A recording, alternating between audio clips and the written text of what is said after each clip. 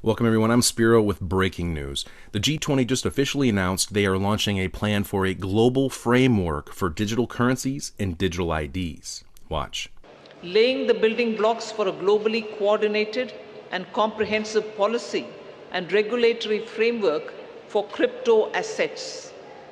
The global push for clearer policies on crypto assets has gained momentum under the Indian presidency, and a global consensus is emerging on the same. The presidency will support the IMF and the FSB, and FSB is also setting the contours of the regulatory framework for a globally coordinated approach to crypto assets. So the presidency, with the support of IMF and the FSB, is setting these contours. The IMF and FSB synthesis paper, about which I've spoken to the media earlier, including a roadmap. On that, I just want to give my observation. This synthesis paper delves into how the policy and regulatory frameworks developed by the IMF and the FSB, alongside the other standard-setting bodies, will fit together and interact with each other. This paper is now available in the public domain for all of you all to see. Now, crypto was initially portrayed as a way to decouple from the central banks and to provide a layer of anonymity, just like using cash, right? But that's not what this is at all. In fact, it's quite the opposite. This is about the rollout of central bank digital currencies, or CBDCs. Now, the central banks have been working on this for quite a long time, and they have been partnering with governments and private corporations to usher this in. It kind of sounds like fascism, right? But what does it mean? Well, we've already witnessed how the central banks have been using a debt-based system to essentially enslave entire nations, and soon they'll have the ability to monitor, regulate, and tax you into submission in every way imaginable. And before you know it, you'll be eating bugs and driving electric cars. Or at least that's their plan if they get their way. Another example, didn't get your latest booster shot?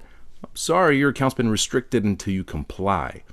And at this point, we can start to see how the climate lockdowns don't seem too far-fetched after all, because we're witnessing the foundation of the social credit system being rolled out right now before our eyes. And if this sounds extreme, it's because it is.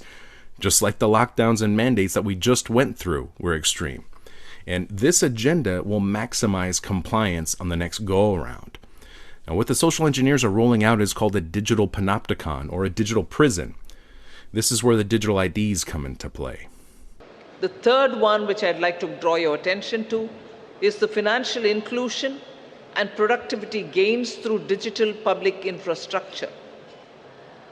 India, as you all are aware, through the India Stack, became the first country to develop all three foundational DPIs: the digital identity, the real-time fast payment, and a platform to safely share personal data without compromising privacy. So embedded this concept in the G20 financial inclusion agenda by formulating G20 policy recommendations for advancing financial inclusion and productivity gains through digital public infrastructure. The fact they're announcing it now means they're about ready to roll it out. And once we go down this road, I'm not sure we can come back. The G20 announcement also coincides with what I believe Elon Musk has planned for X, as they have recently announced they've obtained approval for payments, including cryptocurrencies, and will begin to collect users' biometric data and other personal information this month. Kind of sounds like compliance with the global digital ID agenda that was just announced at the G20, but that's just my opinion, right? Maybe, maybe not. I hate to say it, folks, but it looks like the conspiracy theorists were right again.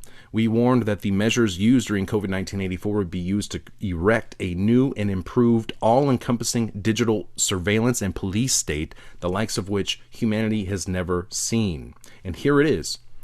It's disguised as a solution, as progress, as inclusion, so no one's left behind. Because at the end of the day, we will all be slaves under this new system of control.